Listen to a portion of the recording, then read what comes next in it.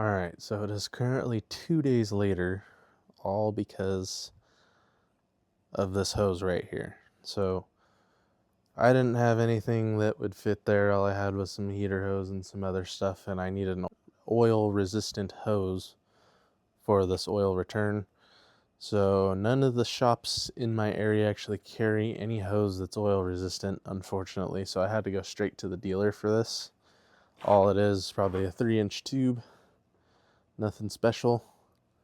But now I can actually start throwing the turbo back on and getting it back together.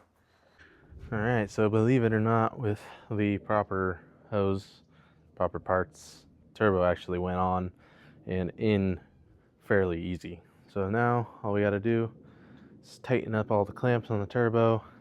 We're gonna tighten up the oil inlet, which I have some new copper gaskets for. In my experience, these are one-time use only.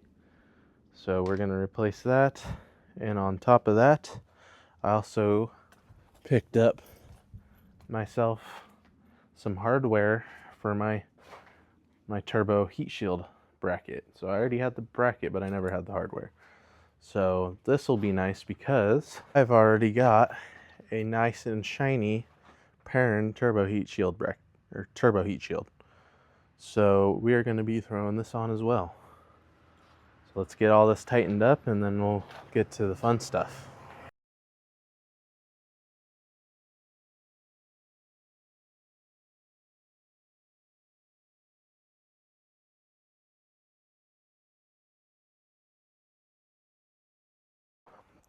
Two brand new copper crush washers, OEM from Subaru.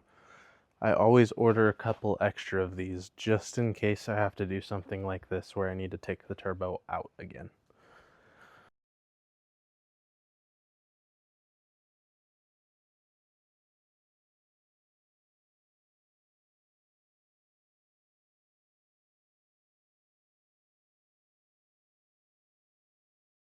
Alright, so we got the turbo back in.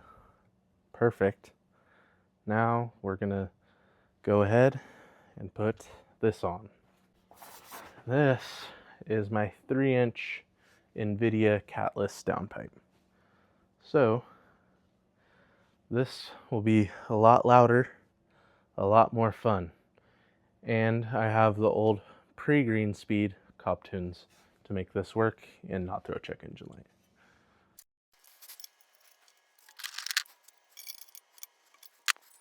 So also, since I am going from an adapter for the factory downpipe to the catback to an actual straight across connection here at the downpipe, I do have a brand new Grimspeed gasket.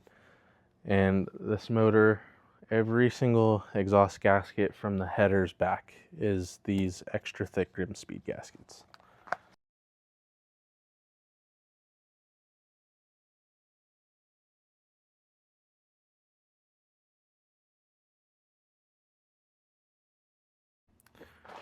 So I've now got the downpipe and the turbo heat shield bracket on, which I will say looks pretty good.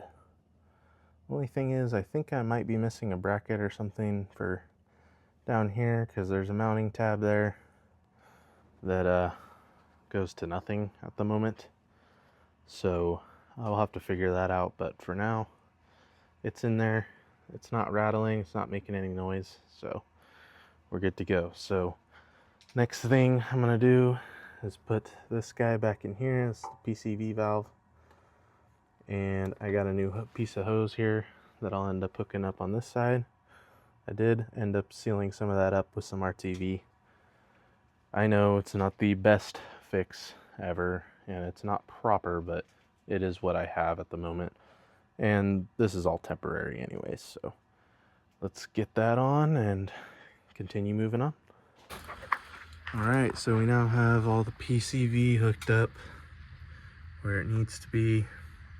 My camera is dying, so I am going to do a couple things. I am going to throw the boost controller in.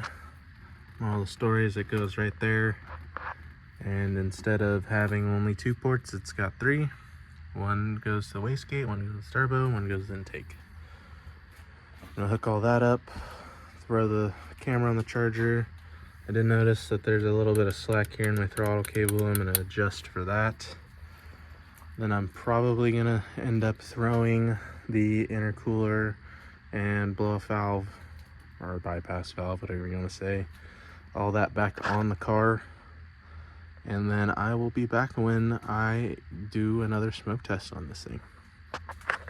All right, so I've got everything pretty much all back together for the most part. Now we're going to confirm that all the work I did is a-okay, and we are going to smoke test the intake one more time.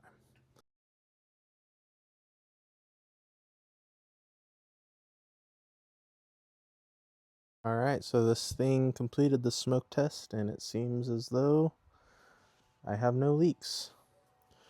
So we're gonna go ahead and put the intake back on, and then we are going to smoke test the exhaust.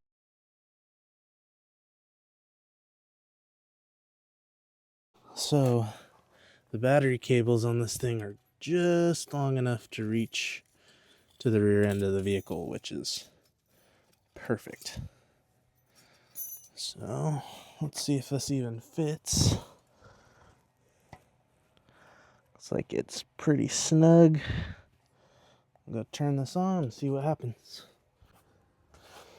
So I let it sit for a little bit, probably about 2-3 minutes while I went inside, and unfortunately, right here, go a little bit sideways.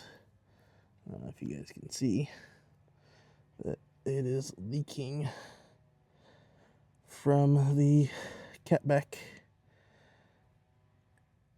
to downpipe.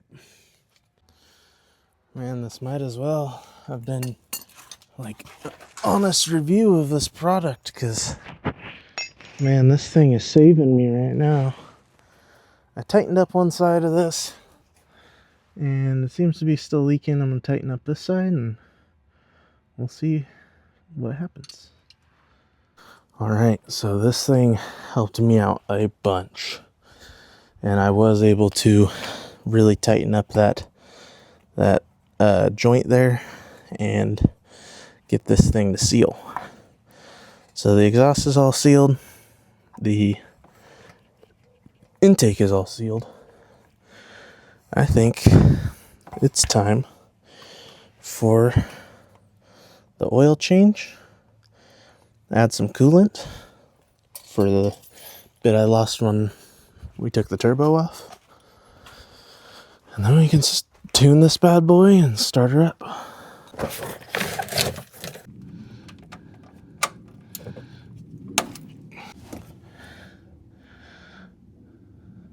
All right, so admire how clean that oil still is. She looks good still. You know, I always try to put these on hand tight, but for whatever reason, they never seem to stay hand tight. Or maybe my hand tight's just a little tighter than everybody else. Alright, so I just had to show. This is how hand tight my hand tight is.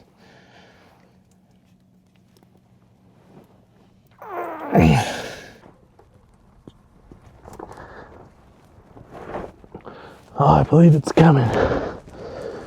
Oh, yeah. Alright.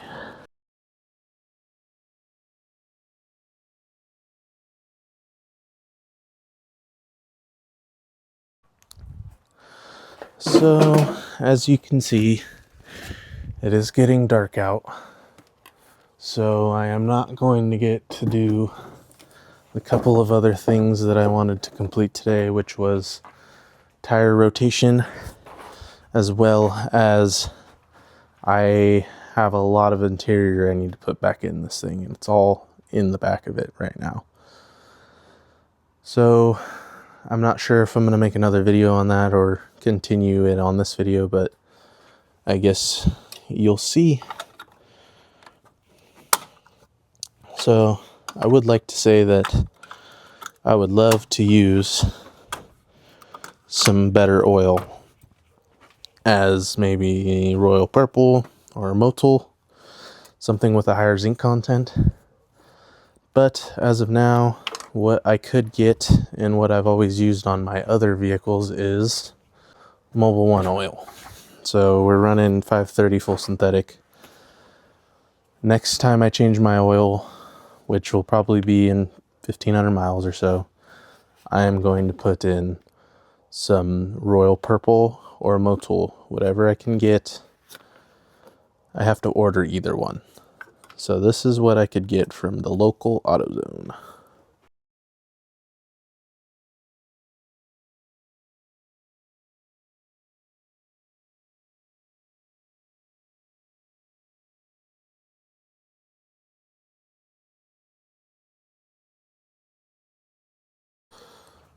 All right, so I'm getting extremely low on storage.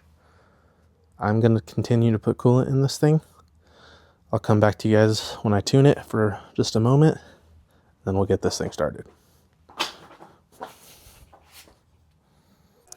right, now comes the fun part, which is actually tuning the car with the Accessport.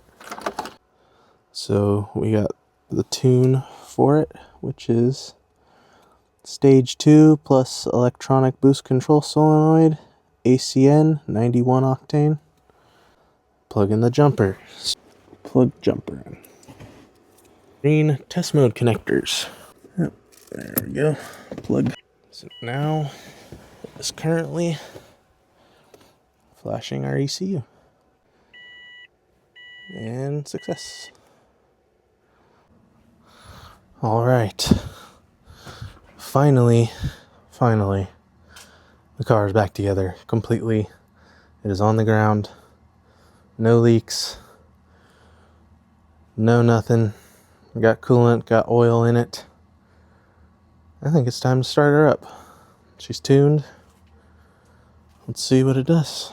So it's actually been about a week since I did my video on fixing this thing up and doing the exhaust downpipe and all that. I ran out of storage and I'm just now getting a little bit more storage so I can at least finish off this video. The car runs great. Been running for about a week. Hasn't been doing anything crazy. Everything is good. So I'm gonna go ahead and give you guys a start video of this. It is already warm, so no cold start.